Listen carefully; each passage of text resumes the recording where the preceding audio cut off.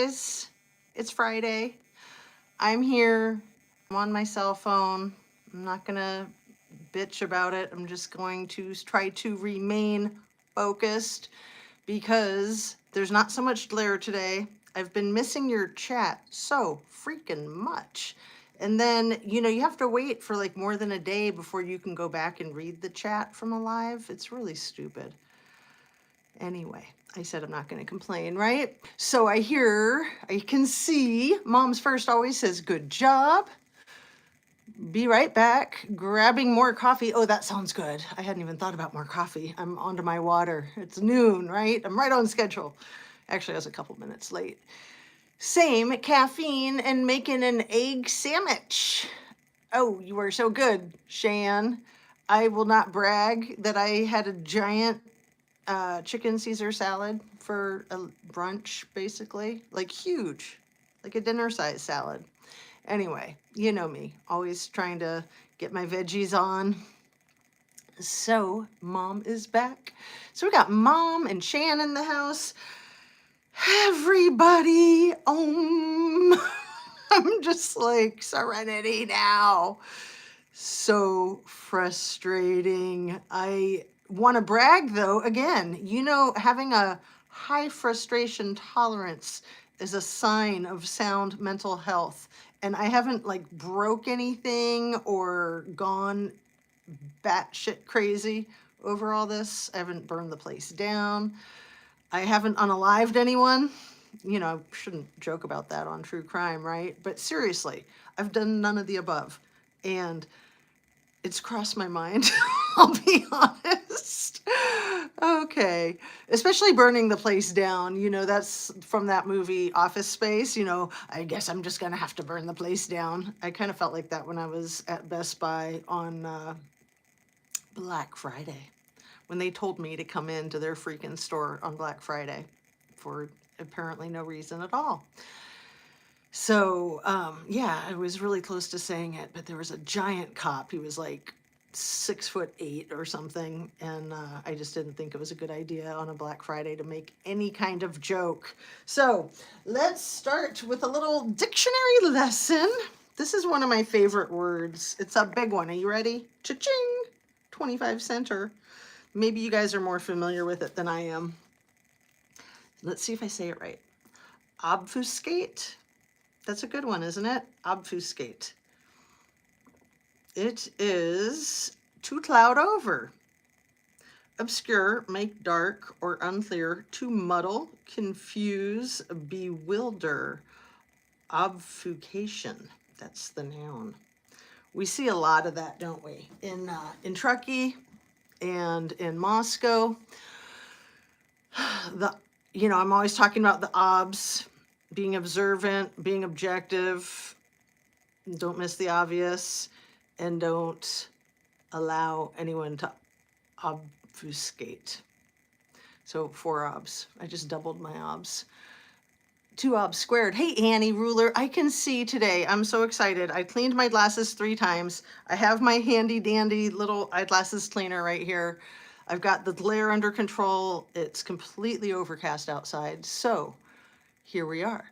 We're doing it. I can read Annie Ruler. Hola. I'm going to show off. Mom First, always. Hello, Annie. CB says good morning. And Jackie Bushable? Jackie's Bushable. Interesting. Very, very interesting. Welcome. I'm not so familiar, and thank goodness I can see, or I'd have no idea what your handle was. Okay, so let's start with our regular routine. Please hit that like button. Don't forget, we always are reminding ourselves that love will save the day. And what's back here? Share, subscribe, turn on your notification bell, if you please, and see the cute little squirrel. So I did mess with the settings. Hopefully the lighting is good. Let me know if it's not. Let me know if the sound's not good. Otherwise, I'm just going to try not to sweat it because, like I said, I can see your chat, and that was what was most important to me. I've been messing with the setting so much that now it's easy to go from the orientation of the phone to horizontal to vertical. But with your cell phone, if you set it to horizontal, you get a better screen because it's more like a laptop screen, but your chat only shows like one line at a time. And so it scrolls really quickly. And if you're trying to read it out loud the way I love to, I hate missing what you guys are saying.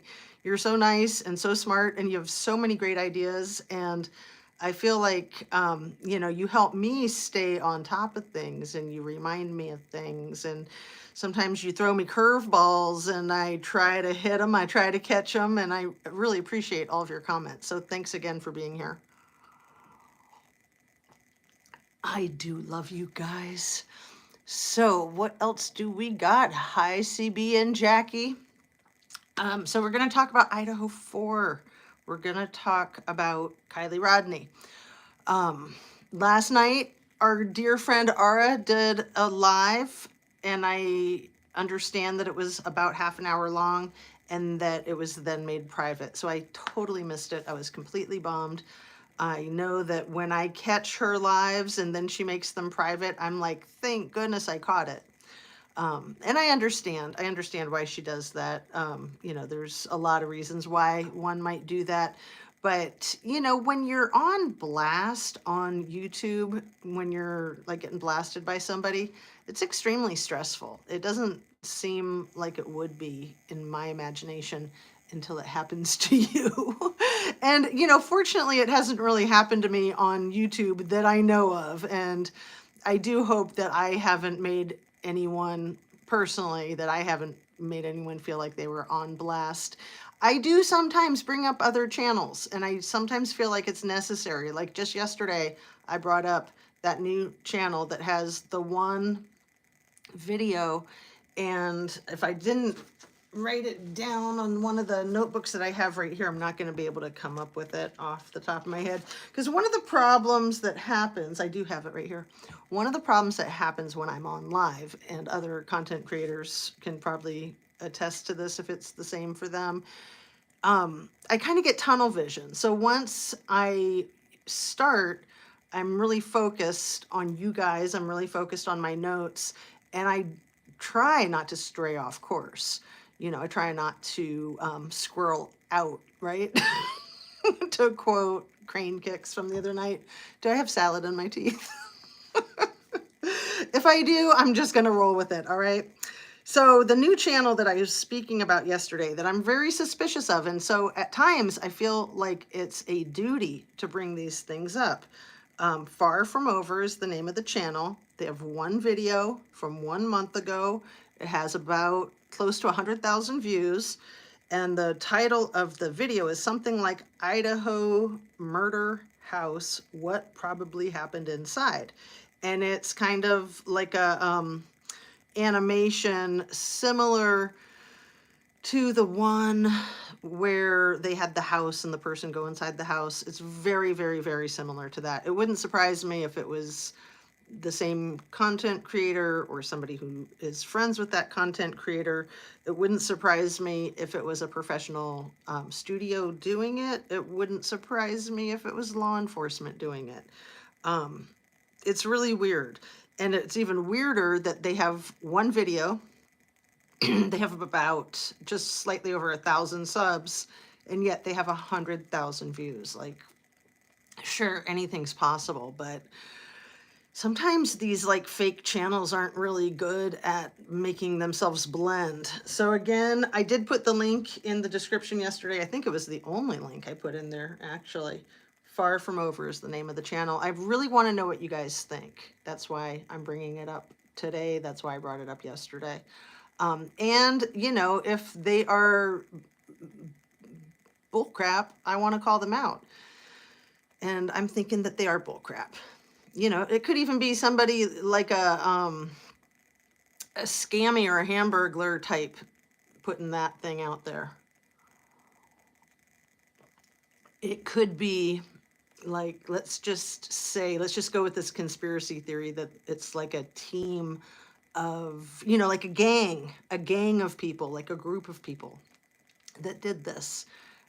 Maybe the video is their project. Maybe the channel is their project to continue to paint that really clear picture of that one maniacal, mad professor who, got a really bad letter and popped off and went and attacked people that he didn't know in a house that he didn't know in a town that he might have barely known.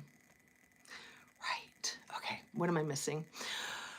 Um, Jackie Bushable. Is that the name? Jackie Bushable? I think I watched that last night. Oh, really? That's funny if you watched it without having seen yesterday where I was pointing people at it. And see, again, it's weird because, yeah, it came up in my feed.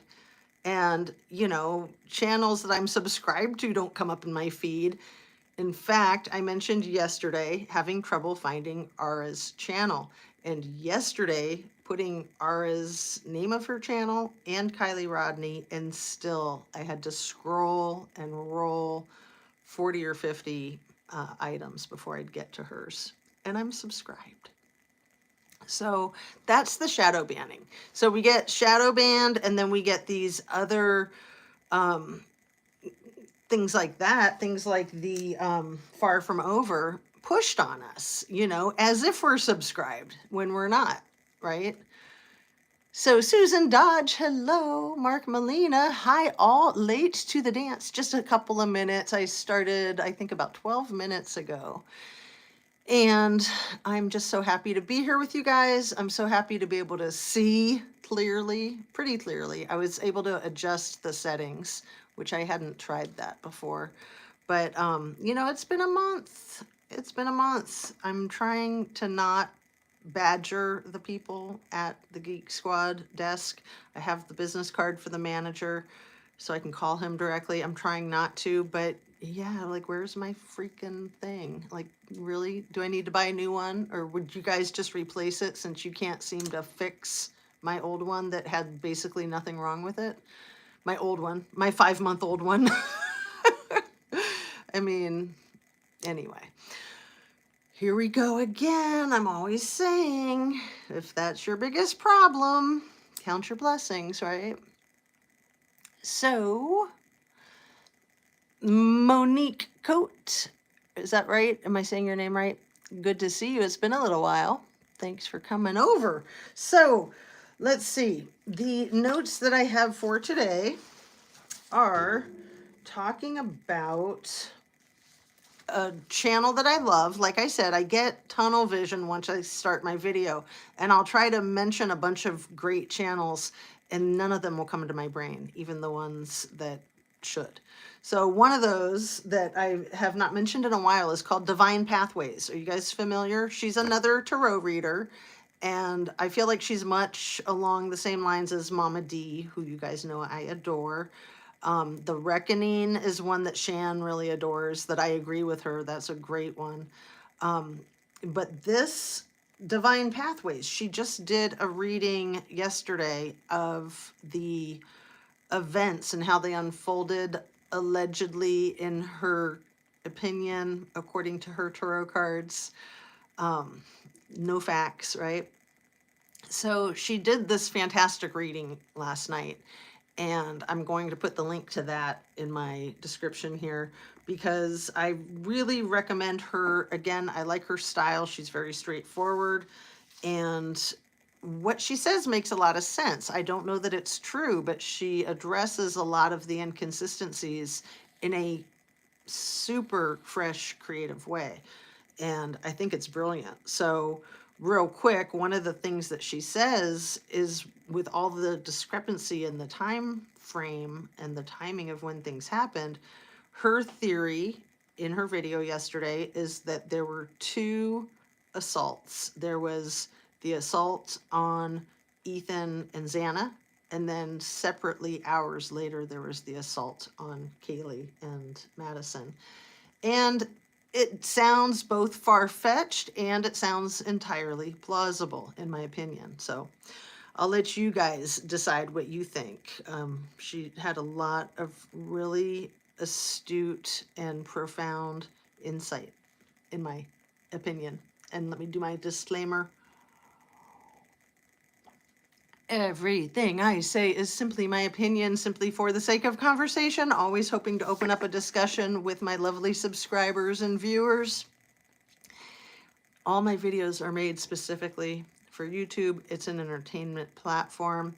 I'm simply trying to have an intelligent conversation that will bring us all to a better understanding of how to keep ourselves safe in this world and how to create meaning out of tragedy and trauma. Because, I'm often talking about the 5 stages of grief, and I often forget that since I went to graduate school in the 90s, there is a 6th stage of grief that I strongly agree with, which is giving your trauma meaning. So basically subscribing a meaning to the narrative. And I can try to run over the 5 stages of grief. If I put myself on the spot, I'll freeze up and remember one of them, right? The first one is the denial. That's the first one, when something traumatic happens, to go into denial. The second one is anger. The third one is the bargaining. And the fourth one is the sorrow. And then the fifth one is the acceptance. And then the sixth one is to subscribe a meaning to it, to give that trauma, that traumatic incident, to give it a story that makes sense, and it promotes wellness in your life story as well as in others. So there, I did it. I remembered all of them. Phew! So nervous. Just kidding. I'm so comfortable with you guys. That's what is so amazing to me. Shan, you killed in that last drop. Was this a short? Because she did the 3 lives the night before last. I think she did a few shorts yesterday that were freaking amazing. And I'm wondering if this is one that I've seen or not. Actually, if you guys want to drop the link, please do. Happy Friday, and it's the 1st of December, Mark. Thank you for reminding me. Happy December, you guys. I hope your November wrapped up well yesterday, and here we are off to the last month of the year. Morning, just listening. Happy holidays. And Brenda says, morning, just good to see you. Good to see ya. Yeah, good to see you too. And can you believe I can read all the letters and everything? I'm just so excited. Like I said, I was able to make a couple of minor adjustments that I think helped, plus cleaning the glasses 500 times, plus it being overcast outside. Let's see, I think unless we get the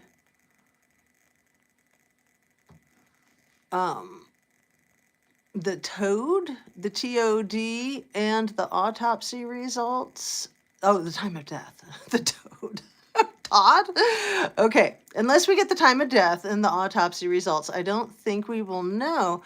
I have thought about that same thing. Harsh one, yeah, and I have thought from the outset that the 8-hour time lapse, then the 4-hour time lapse, then the additional hour time lapse, that we've got at least a 13-hour time lapse potentially. And who knows how long before that 8-hour clock started.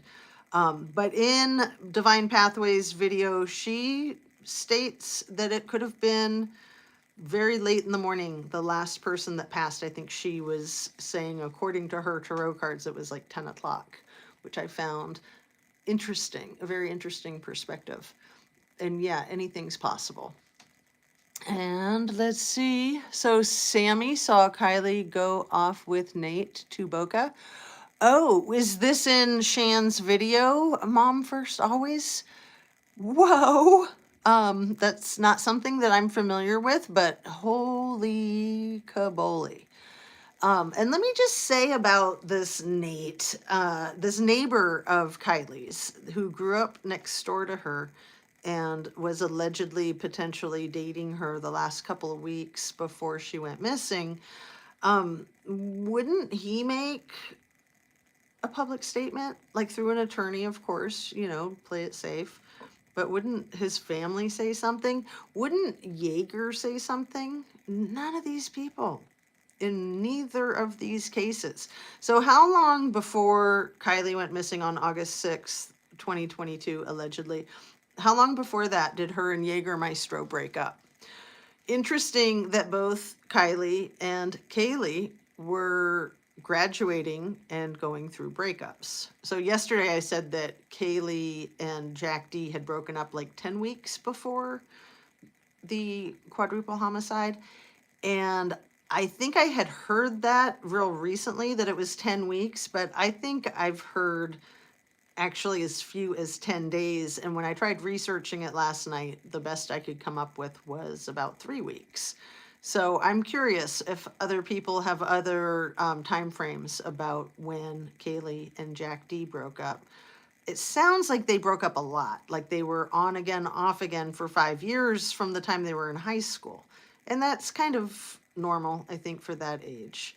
But yeah, breakups are hard, even if you're the one requesting it or demanding it. So, it's interesting that both of these victims had recent breakups with long-term boyfriends. I mean, I think Jaeger and Kylie were maybe just a couple of years that they dated, but still, that's a really long time at that age. Hello, Jazz and chat, catching alive. It would be so sad if victims lasted so long. Yeah, Stacy, if they were sorry, Sherry. I can see, really. If they were suffering and knew what was going on, makes it that much harsher and more frightening. Going to have to watch. Last night I wasn't able. Squirrels on Fire. Oh, I don't know that Squirrels on Fire did one last night. Did you? Did I miss it? Was it really late? Dang it. Dang it if you did. I think I caught all the way up on all of your stuff, Shan. So thanks for pumping out so much, and thanks for giving me a minute yesterday to get caught up. Yeah, good stuff. Jade Hunter, hello. Let's see. Thank you for the reminder, Shelley. Rachel Smith says, morning. There's another alert out for Zeke Best. Zeke Best, 10 months, Victor, Idaho, looking for his dad, Jeremy Albert Best, in his 95 black Tahoe, who unalived Zeke's mom, Callie, before snatching Zeke. Oh, so Zeke is 10 months old? Oh man, that's so disgusting. That is so horrifying. Wow, thank you for that information. Yeah, please hit that like button. I think it's up here, right? Please hit that like button if you'd be so kind. Yeah, it's just terrible. People snatching kids. When I first learned that most kidnappings were non-custodial parents, I thought, well, that's not so bad then, because at least it's a parent. But that was my child brain, not understanding the dangerous predicament that puts a child in, and how children are often used as pawns and as leverage and as tools for manipulation. So it's really frightening. It's really frightening when parents don't abide by the custody agreement. And especially oftentimes, a parent could lose custody because of their instability and their issues with safety, maybe substance abuse and, driving drunk and such. So yeah, a 10-month-old, that is really, really scary. I mean, kids are so vulnerable, and, people of any age can be extremely vulnerable. It's just devastating to me that perps select people to turn into victims, because I've said it before that being victimized is such a terrifying process when you don't feel like you have your power. There was a politician recently who was SAed while she was out on a run. I think it was just like a week ago. And I saw a short video about it yesterday. I'll put the clip in the description. And it's all caught on surveillance camera. And she fought back against this guy and he got away, but then they found him and arrested him. And she was so brave to speak publicly because, you know, it's kind of embarrassing to be a victim. And it also can put a target on your back that other perpetrators see you as a victim and go, oh, okay, good to know. So even though she fought back, she was still victimized. But she'd been victimized in the past. And she said that she didn't even know where it came from, but she just had like this tidal wave of fierceness roar up in her, and she like literally chased this guy, you guys. She like chased him into the bushes, and then she kept chasing him before she realized she should get out of the bushes. And you know, she had her cell phone, so she was on the phone with law enforcement too. But that is pretty wild that she was chasing him. You know, good for her. Good for her that it worked out well, and good for her to speak out publicly about it, especially so shortly afterwards. Like, that is extremely traumatic. It's humiliating. I mean, here she is, a successful politician, and she's still getting groped and victimized by a 25-year-old punk. Like, gross. Absolutely disgusting. Absolutely disgusting. I'll pray for that baby, his mother's family. Yeah. And Victor is there. Gabby got ice cream. Victor is where Gabby got ice cream.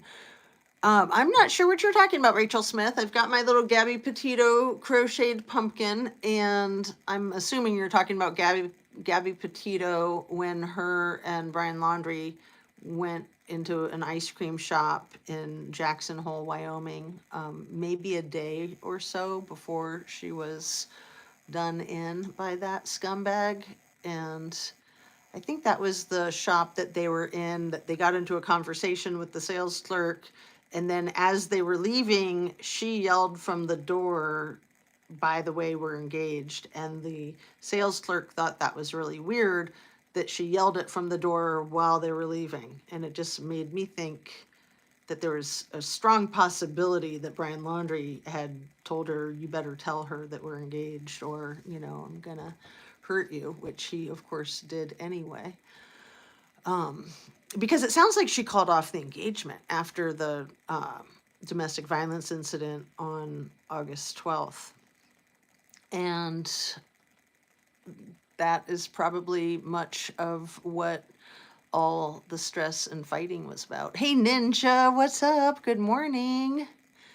Doing a bit of 4:30 a.m. lurking here. Oh, that's right, you're down under. Well, thank you for your 4:30 a.m. lurking. I didn't mention it yesterday because I was so out of sorts with not being able to see my screen, but maybe part of that was because I'd been up since 2 a.m., you guys. I bet that was part of what was adding to the blur and the glare. So yeah, I'd gone to bed really early the night before last, and so going to bed early, which wasn't that early, it was probably like 9:30. But I fell asleep really quickly, and then, like I said, I woke up at 2 a.m. and was awake for the rest of the day, so that was kind of rough. I'd be like a feral cat. Jade Hunter, oh, you're talking about the politician out jogging. They'd be victims too. Yeah. Yeah, I mean, you really don't know how you're going to respond until you're put in a situation like that. Like, you know, a lot of people freeze like a deer in headlights. That's pretty typical. And I think that most of us think, oh, I would never do that. And you just don't know, especially because there's so many like nuances to the situation that your intuition might be telling you that that's the safest thing to do, is just to like play possum, you know? You absolutely don't know how you're going to react until you're in that situation, and then you're in a fight or flight situation, and that's what you do. You either fight or you flight, right? And your goal is just to survive. So whatever it is that you think is going to bring you to that wanted outcome. Alice Moral Dennis. Hi, Jazz, friends in chat. Yeah. Yeah, it's just awful to me that people victimize other people, you know? I really break it down in my psychoanalytical thinking that people who do that are not only the scum of the earth, but they're just like spineless, weaker than weak. They have like zero control in their own life, and so they try to control someone else.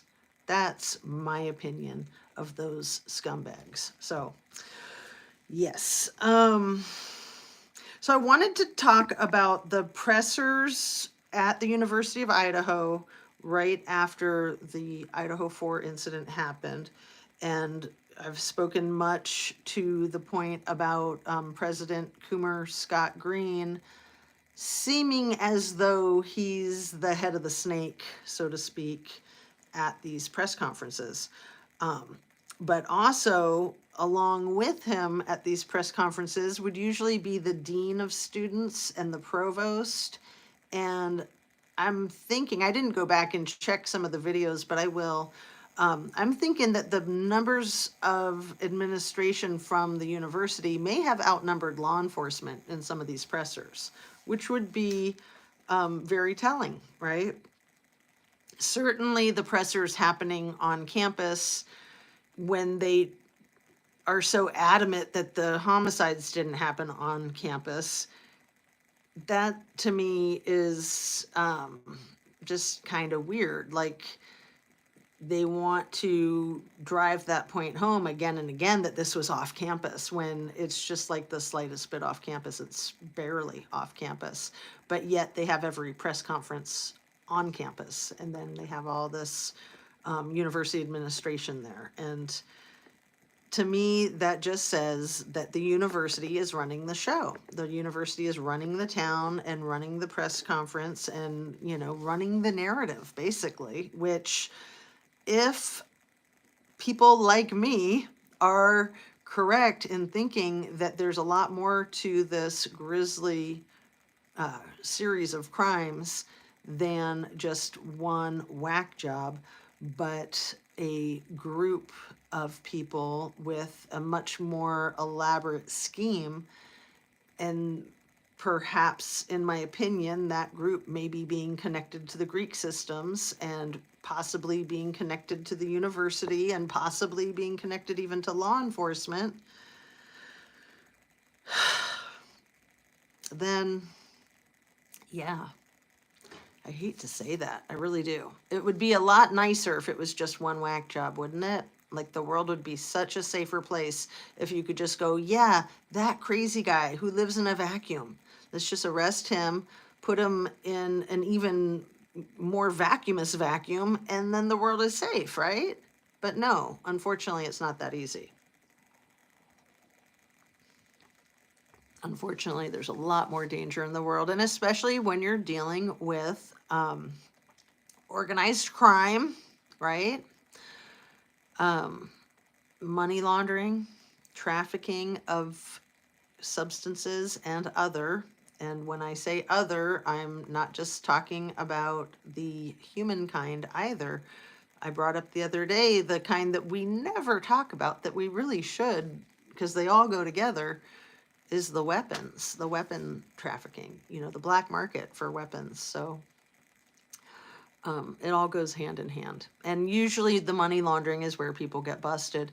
So there was a politician in Ohio a couple of years ago who got arrested, and he's been getting prosecuted recently. Have you guys heard of Householder, the politician who's been going through court proceedings for theft and bribery? Householder. So it does happen. The FBI does bust people in positions of high power. It makes me wonder if they might have crossed somebody that they shouldn't have crossed, because not to be too jaded, but it almost seems like most, if not all, politicians do that type of thing, in my opinion, in my humble conspiracy theory opinion, allegedly.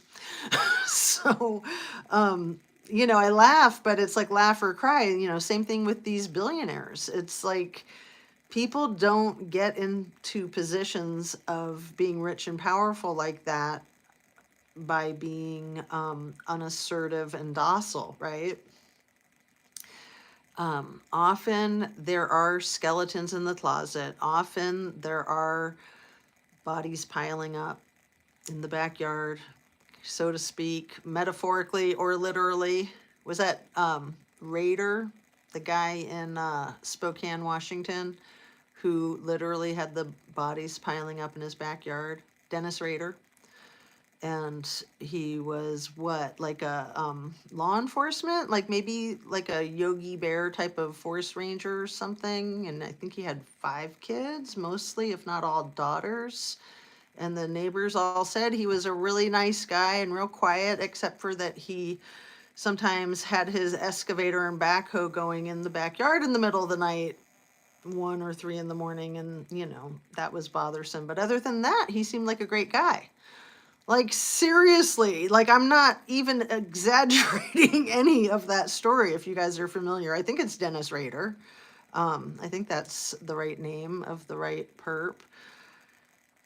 Oh my goodness. But yeah, metaphorically, people have the bodies stacking up in the backyard. It's freaking nuts. And when they're quote unquote extremely successful, there's often the backstory, the dark side. There was that movie that Tim Robbins was in that I've wanted to rewatch.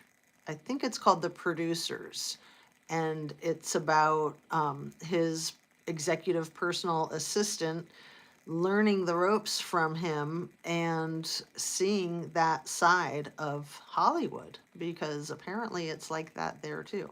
Who knew, right? Who knew? Let's see.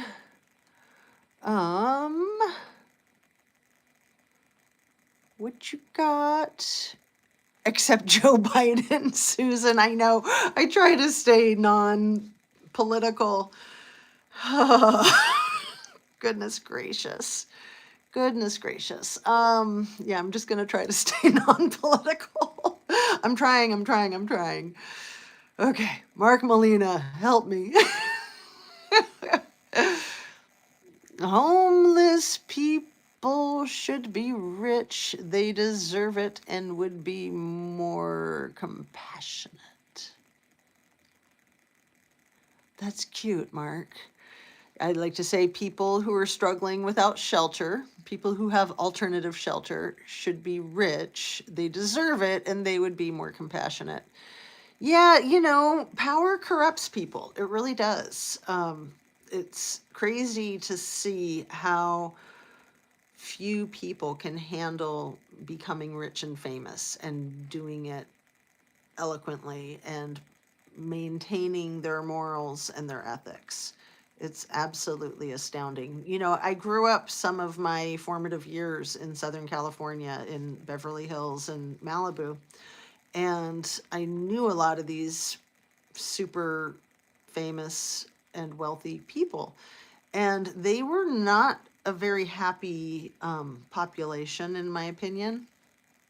And when I was an adult in Seattle and I had my bad experience working in the courts and having to sue those MFs, I took a few steps backwards in my career path, and I worked at Seattle Children's Home being a psychotherapist for children that were caught up in the system and really, really struggling and having the roughest of times. And that was a very refreshing move to make, because in the courts, I was dealing with such dishonesty and insincerity all the time. It was extremely just disillusioning. I mean, it really like burst my bubble, and I was extremely naive up until then. I actually trusted the system. I trusted our court system. I trusted judges. I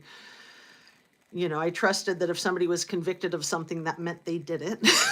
And I trusted that if you were trying to get justice through court proceedings, that you would get justice. And then I found out that that was completely not accurate.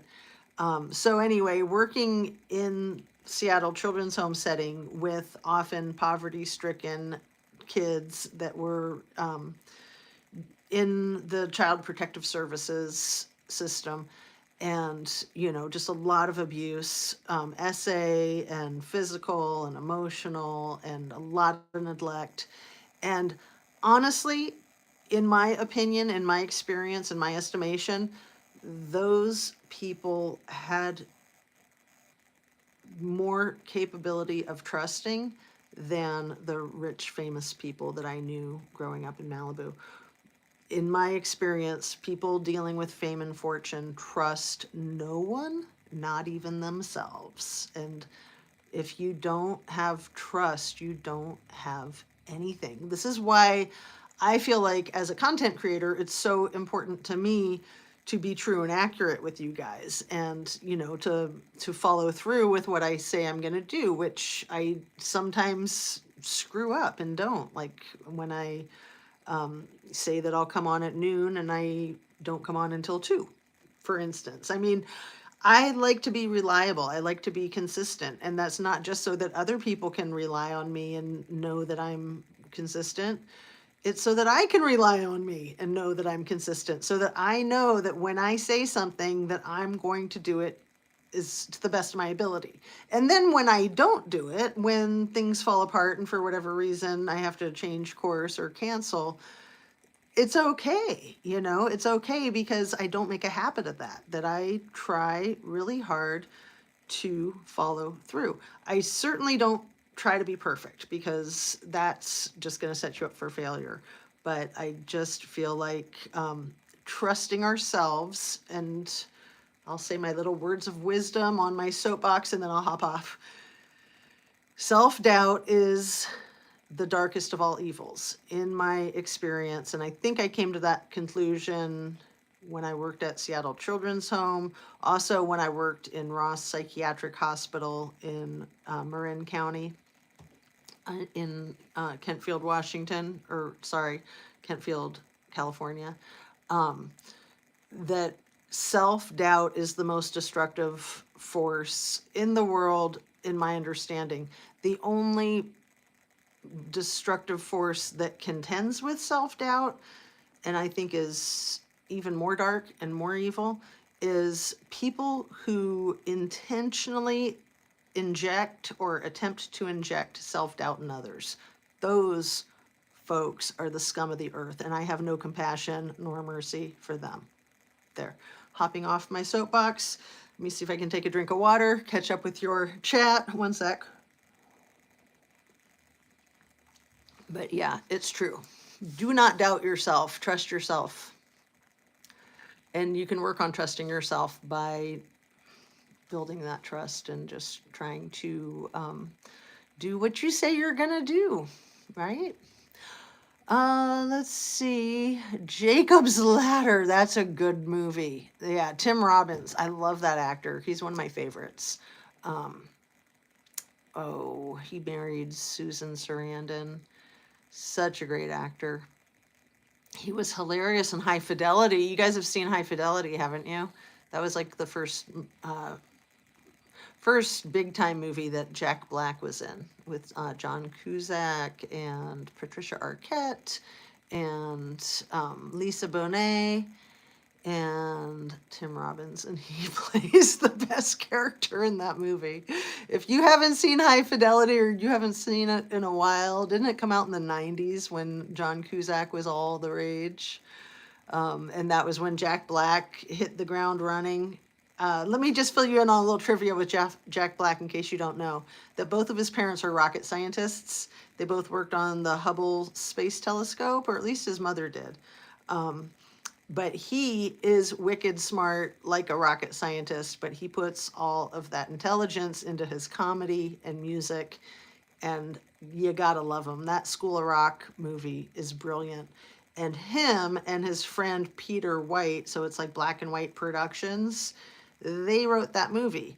And Peter White in the movie, if you don't remember, is the character named Ned Schnebley, the one that Jack Black impersonates, kind of identity thefts to be a substitute teacher and make some moolah at the private school where he does his School of Rock hijinks and then gets arrested at the end.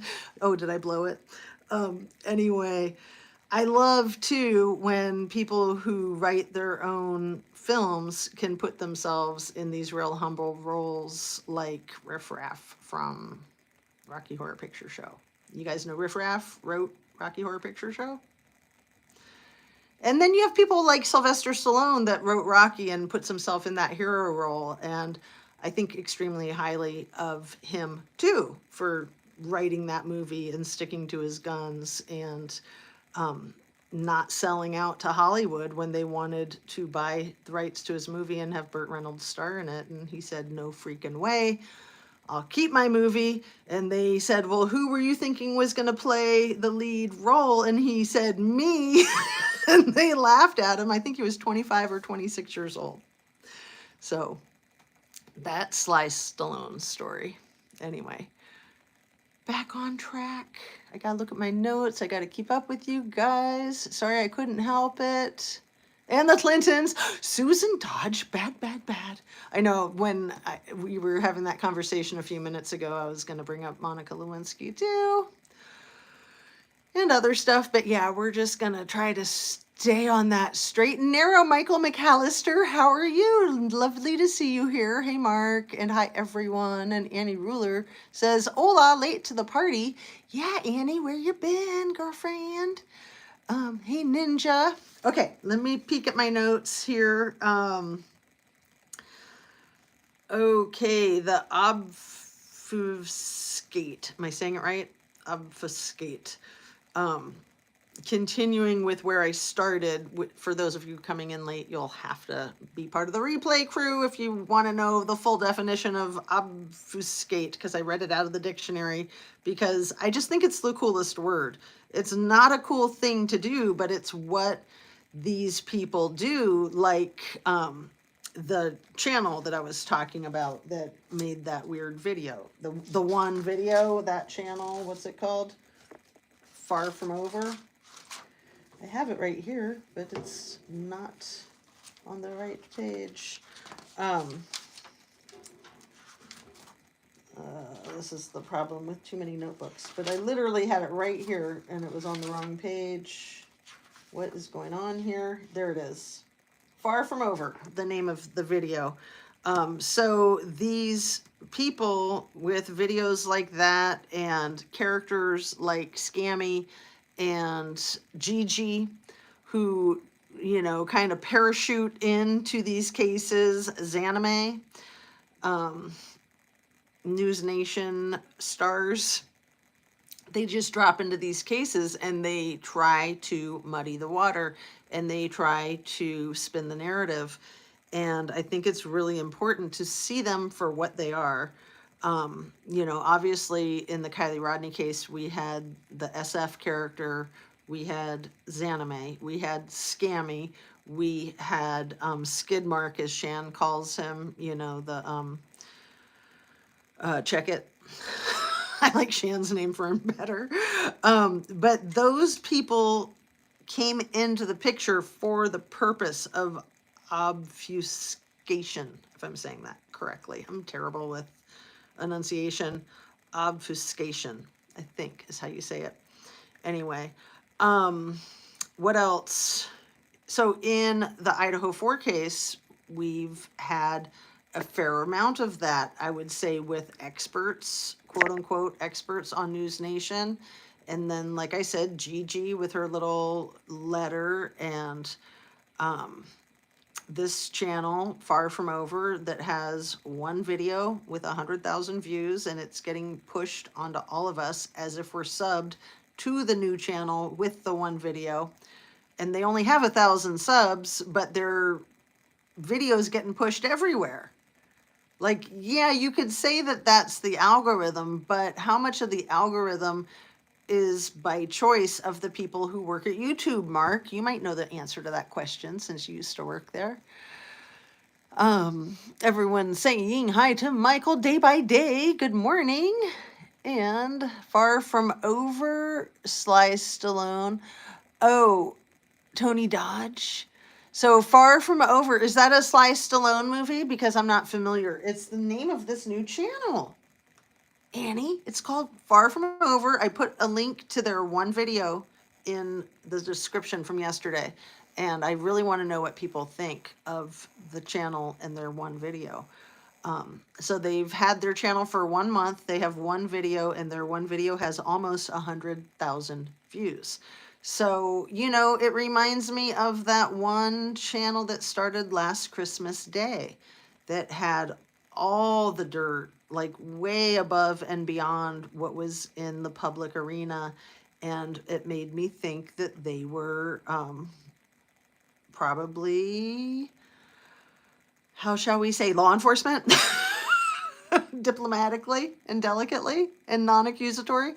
I figured that whoever made that channel, the TCT, I'll just say it, True Crime Time, it's my opinion, is that they were sus AF. And one of the things that made me suspicious of them was that they started on Christmas Day, that they had like 5,000 subs in a week and 20,000 subs in a month, and all their videos had thousands of views, like from jump, and they had all this information that no one else had.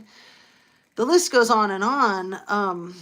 But then when I called them out, oh, and then what really drove it home was their icon for their like profile picture matching something on Brent Kopaka's Facebook profile, that black and white tree line photograph with the full moon, exact same image. And I was just like, that was when I was just like sold, and I was just like, I gotta like not pay attention to that channel because they're spooking me and something's up with them and I don't know what, and I just don't even want to touch it. And then eventually I shared it with you guys, and then shortly after I did, the channel quit making content. So I don't know if it's been like 4 or 5 months now since TCT has made anything, but I was convinced that they had information that only people on the inside would have. So either the perps or Ellie, or could even be one and the same. Anything's possible, in my humble conspiracy theory opinion, allegedly. And I always want to credit my friend, my fake friend. I don't know him, but I love Rich Lux. He's great. So I can call him my friend, but I don't mean that I know him by any stretch. I never want to misrepresent myself with you guys, and I never will intentionally. I will always tell you the straight, solid gist of it. Of course, I can't be as candid as I would like to be. I give you guys everything that I can while still maintaining some privacy. So, you know, that of course is the way it has to be. It's social media, it's YouTube. We all have to make intelligent choices like that. You know, we can't just bare our souls and not have boundaries, right? I mean, not just social media, in real life too. You always have to be smart. You can't share everything with everyone. New channel, no pop-up, will follow link. Nope, above my head at Google. Mark Molina, yeah, they didn't let you in on that secret because they say algorithm, but how much of the algorithm is by their own choice? I mean, come on, right? Especially when we know that it's run by the Hamburglar and his friends, seriously.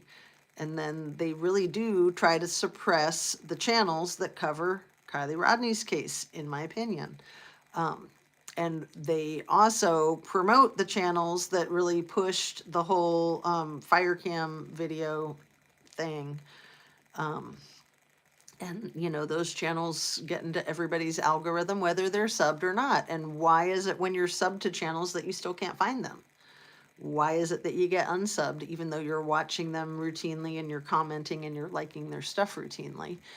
Okay, Annie Ruler says TCT quick channel guy seems like videographer. Felt like brought over podcasters from a different channel. You know, Annie Ruler, I'll just be blunt because you know how I am. I always thought that it could have been, what's his name? You know, um, the pain in my butt. I always thought it could be him or somebody like him. Honestly, just my opinion. Just my conspiracy theory opinion, allegedly. Sunset Salty Sage, greetings. Maybe TCT was the Jesus guy fired at City of Moscow for snooping through videos. I think that whoever made that channel was in the house where the crimes happened, either during the crimes or the following day. I'm pretty sure from the information that they shared on their channel. And all their videos are probably still up. Although, no, when they started doing lives, they started pulling their lives down, I noticed right away, because that's when I first was getting really uncomfortable with their material. Like, it was creeping me out. I don't think I've ever been creeped out by a channel like that.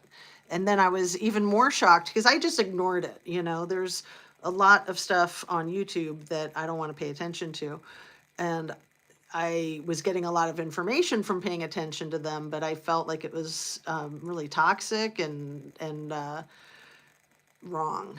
So I quit watching it. And so I didn't even know that they stopped producing content, but it wasn't that long after I shared all that with my audience that they stopped making their content. Might be related, might not. I mean, I'm not gonna assume anything. But like, there's a couple of really good channels like Real Justice, REEL. They were doing a ton of awesome Kylie Rodney content, and then they stopped abruptly. And I'm trying to remember when they stopped. They had a lot of videos, like they were all numbered, and their theme was "Call Me If You Get Lost." Really creepy. Scammy Iammy, although they didn't say scammy, they'd say Sammy Iammy.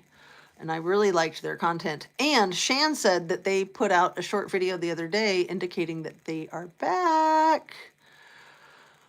Homeless comment throws me off. Annie Ruler says to Mr. Mark, my honey and I each had homeless adult kids. Oh, 43 and 54 family has lost trust. Wow, Annie Ruler, I am so sorry to hear that. Yeah, that is rough. That is really rough. Often people struggling with homelessness are struggling with mental health issues and or substance abuse, but not always. Many people are literally just a paycheck away from being homeless and don't even realize it, right? For a lot of people, just having a tragic event will propel them right into the streets because they can't keep their job, they can't keep their income, they can't pay their bills. You have good street smarts. You need to rub off on me. Aw, Annie, you are too sweet. Thank you for saying that.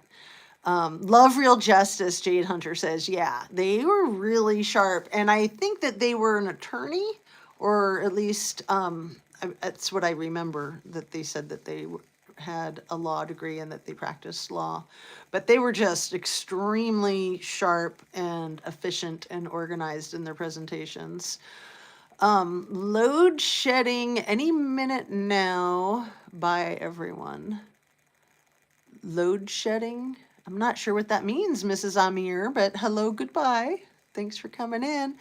I have seen a few YouTube true crime people on Rumble. They do not censor. Yeah, you know, I try to stay off of other platforms just because, I mean, each platform can fill your time, right? And I have a lot of things filling my time. So let's see. The Cote sound. It's Cote. Okay. Say thank you, Monique Cote, because with the blurriness with the glasses, I was thinking it was Cole. And yeah, it was reminding me of Megan Cole. Sorry. Monique Cote. Cool. Awesome. Thanks for the info. Mrs. Amir says, Annie, haven't thought about it. Any subscription fees required or it's free? Yeah, there's Rumble. There's that other one that Drip Drop is on. And I know Christina Randall is on it. Oh, I'm forgetting what it's called right now. I think it starts with a P. That other platform that they talk about that has you have to pay a few dollars, but Drip Drop has a free tier right now. I think it's the platform that Zav Girl got into so much trouble on with the photo scandal, which, you know, we haven't really talked about that. I'd like to talk about that for a second, but I want to not lose track of staying caught up with you guys since I can't really rewind. And I missed what Annie Ruler said. Mrs. Amir says scheduled national power outages, ma'am. Oh, thank you, Mrs. Amir. I figured it was something like that. Jade Hunter says, some of you know I'm at a shelter here. I have to have my cat with me. Oh, Jade Hunter, thank you for sharing. No, I had no idea. I'm really glad that you shared that information. Yeah, it's really cool that you can keep your pet for sure. Patreon, there you go. See, this is why I love being able to read my chat because you guys are awesome, helping me brain work more better. So yeah, the Patreon platform, and that's the one that Zav Girl got into so much trouble with the photos of Gannon Stouch, if I'm saying his last name right. And, you know, I really tried to stay out of that whole war. And I think that Zav Girl has done so much good for true crime and justice. And, you know, I don't agree with what she did, but nobody needs my approval for anything. And I always saw what she did much like Emmett Till's mother having his photographs of his open casket on the cover of the newspaper, honestly. Just allowing people to see the brutality that none of us want to see and that we don't see. You know, that parents do this to their kids, not just step parents. Like, I mean, remember Casey Anthony and what she was accused of and what she was found not guilty of. Parents do these things to their kids, and I think it's important for folks to know that that's very real. And you know, the whole thing with Zav Girl, I thought, and I'm just going to say it because you know how I am. I thought because she's not heterosexual that it made her an easier target to really slam. And of course, it's easy to criticize somebody for making that choice if you disagree with it. And, you know, to call that person, what was that horrible term that I used yesterday? The tragedy pimp. You know, people do make money off of this stuff. And if you're going to say that she's a terrible person for doing that, then I think you have to say that everybody who paid the money and looked at the pictures is a terrible person too, just like with CP. You know, it's not just the people that make it that get busted, it's the people who look at it that get busted. So if you're going to say that the content creator is awful for doing that, you really need to condemn every single person that looked at those freaking photographs, in my opinion. There. That's what I wanted to get off my chest. I just haven't ever really said it because that whole thing was so controversial. I just didn't even want to get into it. And I do support Zav Girl. I didn't agree with what she did. I didn't agree with her initial apology, but she really made up for it in the end, in my opinion. And I just think that she's consistently a good, decent person, even though she made that choice. And, you know, if she sees it as a mistake, then I'd say, you know, we all make mistakes. And again, I think if she was heterosexual, that people would not have been so abusive towards her. And even if she was a guy, possibly too. So I think she was an easy target. Low hanging fruit, as I like to say. You know, people love to attack, and then she got bullied. And I'm impressed that she's been able to maintain her channel, honestly, and good for her, because, you know, live and learn. And that takes a lot of humility to come back after something like that. That was really big. I mean, they were like talking about it on mainstream news, and they were really making her like the poster child of all of us bad YouTubers, all of us bad tragedy pimpers. I mean, seriously, just like that one who was accusing a professor at the University of Idaho of being the unaliver in the Idaho 4. And remember, there was a professor at the University of Idaho who unalived a student that he was dating and himself. So that wasn't that long ago. And I was going to look at the year of that, because I'm thinking that that happened around 2019, give or take. And 2019 is when Scott Green started as the billionaire president of the freaking school. Anyway, let me stay caught up. Let he who is without sin throw the first sin. Yeah, totally. Susan Dodge, thank you. Annie Ruler says, Miss Amir, what? Mrs. Amir? National electricity rolling blackouts? Yeah, she's in South Africa, right?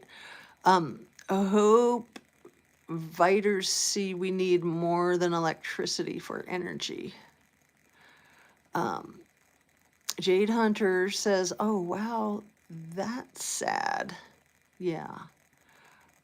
Judge not, lest you be judged. You know, I even had somebody in my comment section like go sideways on me over that whole Zav Girl thing, because they were like, oh, you know, you recommended that channel and now look what she did. And she really went sideways on me, like I wasn't responding to her comments because I hadn't seen them yet. And she kept commenting saying, quit ignoring my comments. And she just went like batshit crazy. And lo and behold, you know, I mean, I was so triggered by the whole thing with Gannon because of my own experience with being victimized when I was roughly that age, actually 11, and he was 12. But, you know, there were ties to the area that he was from, Colorado, and the situation happened one state away from Colorado. His remains were dumped in Florida. We were on our way to Florida.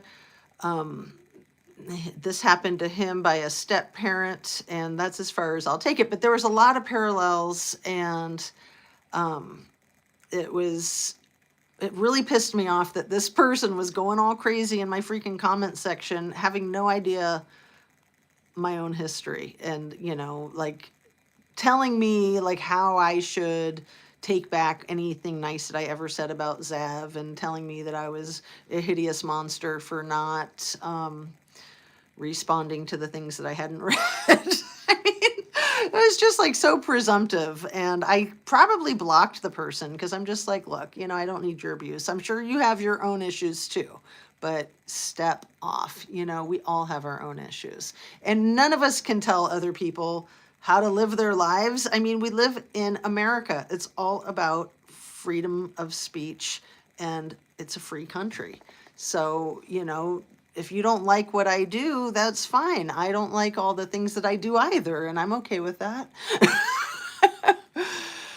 Okay, let's see. Our prosecutor was female. She felt disrespectful. I'm missing some of this. I apologize. And I could rewind it, but I'm just so concerned that I'd knock the phone out of its holder there. And it's so nice and firm in its holder. I'm not going to take a chance.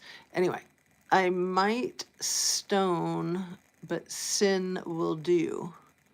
That's funny. Let's see, we can make mistakes. Lana did, and people still hold it against her, in my opinion. Yeah, Annie, I agree with everything you said.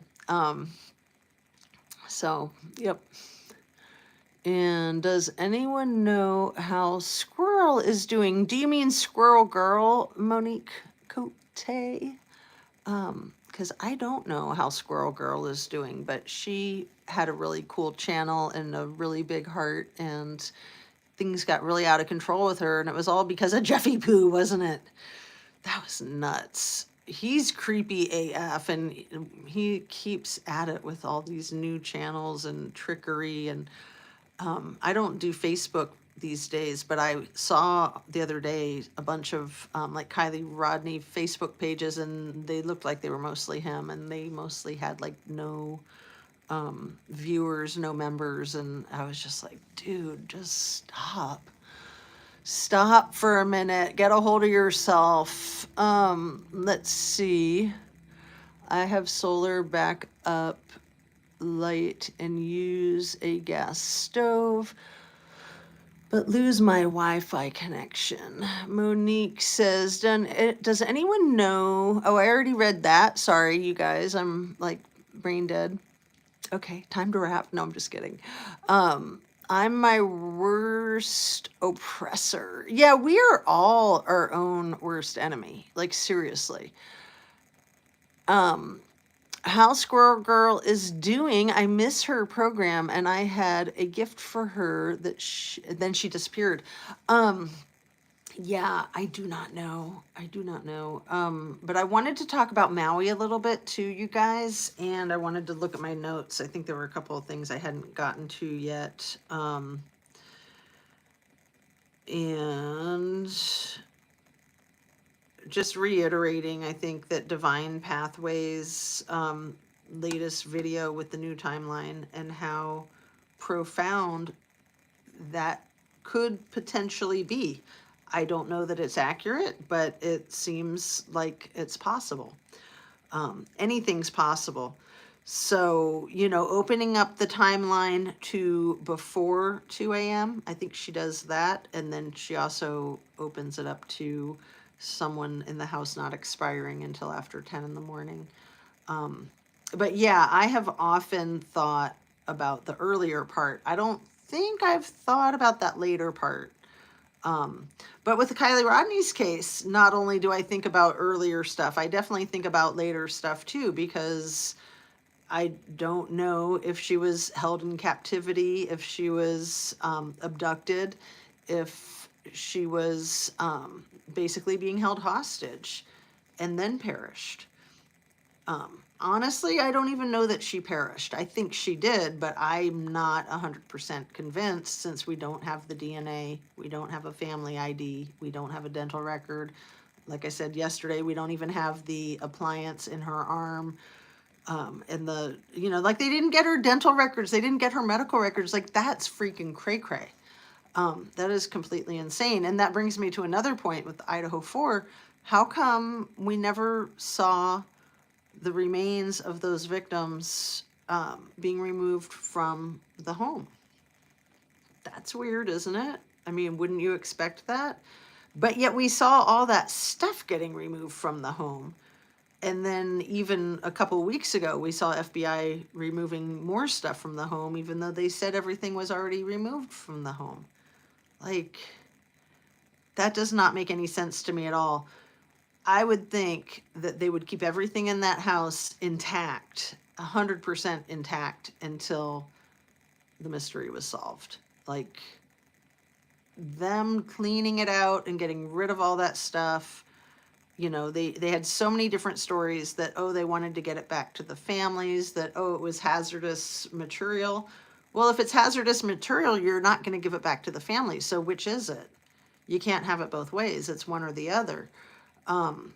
But, it just makes me think that they wanted to destroy the evidence. Like, if you can leave a crime scene intact until the crime is solved, you should. You absolutely should. That was one of the problems with the Nicole Brown Simpson, Ron Goldman trial, was that her condominium had been completely cleared out, by the time the jury got over there to see everything for themselves, there was not a shred of furniture in the place. And that really changes the way a place feels and looks and the understanding of the layout and everything. It's huge. Did I already read that one? I have solar power, back up and use a gas stove, but lose my Wi-Fi connection. Yeah, I already read that one. And let's see. What is best Maui video to show my friends? Oh, what a great question, Annie Ruler. You know, I really continue to like Brush Junkie. Squirrel Tribe, she did some amazing Maui videos. Hustle Bitch did some amazing Maui videos. Hawaii Real Estate did some really good ones. And Survivor Thrive did some really good ones. And I'm sure there's other channels too that I am not aware of or that I'm forgetting to mention. But you know, best Maui video. So you're talking just like one. That's such a good question. I would like to come up with the answer to that question. Like really, like what would be the best video to just kind of nutshell the whole thing. I would say, just off the top of my head, some of the early Hawaii real estate, some of the early Brush Junkie, and also the Squirrel Tribe and the Hustle Bitch. Yeah, so Brush Junkie has been at it again, and I've also been watching some of the local news stations there, and it doesn't seem like the administration is getting grilled. It doesn't seem like the administration is getting into any trouble. It seems to me like they're all going to get away with some insane criminal negligence and possibly even greater crimes than that. It's hideous. I mean, personally, I'm still convinced that there were a lot of people living in these encampments that had alternative housing or, you know, what many people would call homelessness, and that the fires eradicated those people by burning them alive, literally. And that, you know, there were even issues with housing the fire victims, that they didn't want to house the quote unquote homeless fire victims. Like they didn't think that they deserved to have food either. Like that was just so twisted. And in some sense I can understand their logic, but not really. I mean, humans are humans, and there was a huge problem with homeless population from all of the Hawaiian Islands moving to Lahaina, to the country outside of Lahaina, where it was this kind of utopian community encampment. And there were also feral cat colonies out there that were problematic, especially for the elite that didn't want to see all these feral cats and they didn't want to see all these homeless folks. So I'm very suspicious still that this was a sick, heartless, intentional, quote unquote, solution to that problem. And then the problem with the water rights, the problem with the land rights, the problem with the native islanders who inherited this property from their ancestors, the property that the elite want, the property that the government wants. All of those laws and all of those court cases and all of that money, I don't know that anybody can ever convince me that it wasn't done intentionally. And looking at those early videos, like the earliest ones of Hawaii real estate, the drone footage and him just riding around Lahaina on his moped and going up and down each street and seeing all the freaking damage. It's so unreal. And I'm wanting to stay caught up with you guys. What else? What else? An end table had red stuff on it, or feces on leg of it, but not dripping like it was knocked over. Is this something in the Idaho 4 Annie ruler? I need some of the missiles. Yeah, and other things with the Maui fires, the testimonials of people who said that the day before the fires happened, that there were the nuclear submarines off the coast of downtown Lahaina, and that normally there would be like one nuclear submarine there, but that there were several the day before. And then there was the lack of the high wind advisory the day before, and there were so many things that were going on. The whole thing with the schools, with the power being out, with the water being out, with the generators being out, and not having fuel, not having the propane. I mean, it was as if things were sabotaged. Or you could just call it the perfect storm of complete incompetence and laziness and stupidity. So either way, the people in the positions of power are in dereliction of duty of serving and protecting the people, especially the first responders.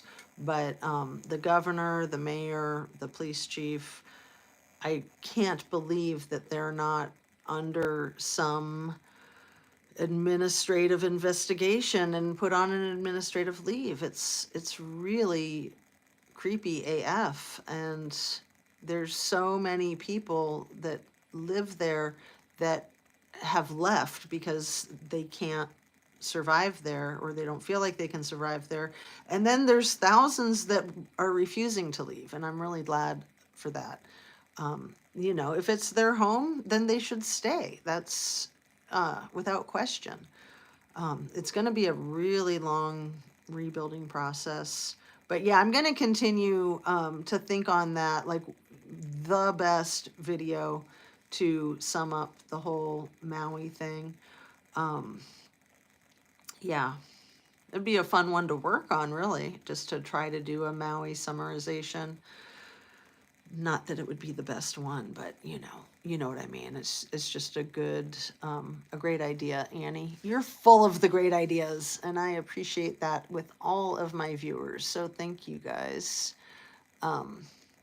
Yeah, you guys are not commenting.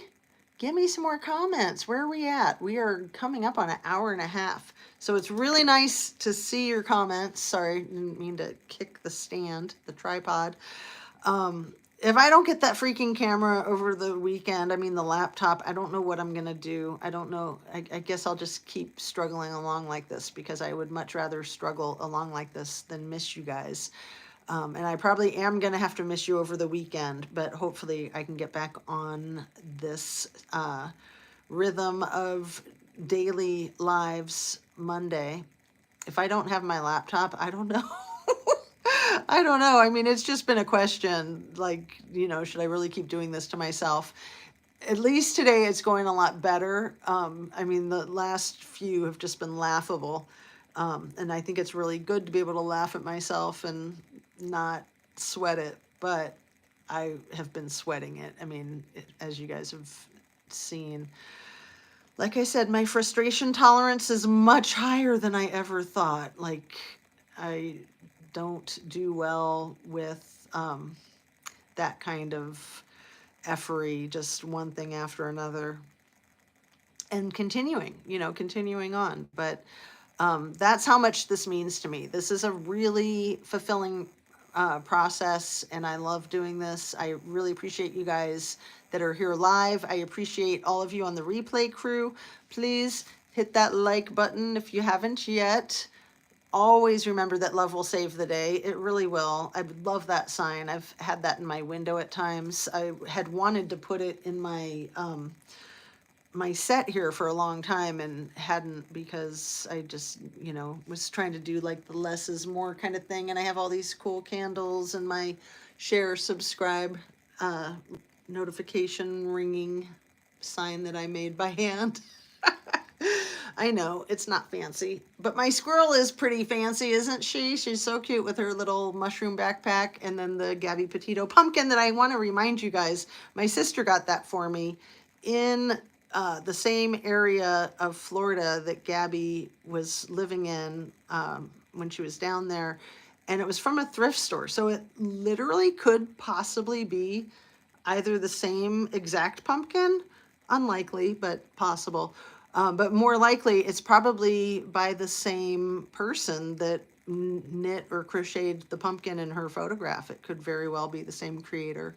Might not be too, but I just think it's kind of cute and cool that it's a possibility. And when I saw it, when my sister bought it, and I loved it, and I just couldn't believe that she gave it to me. So it's quite the treasure, and I don't always have it in my set, but I like to have it when I can. So I've got a lot of those cool candles and things. Anyway,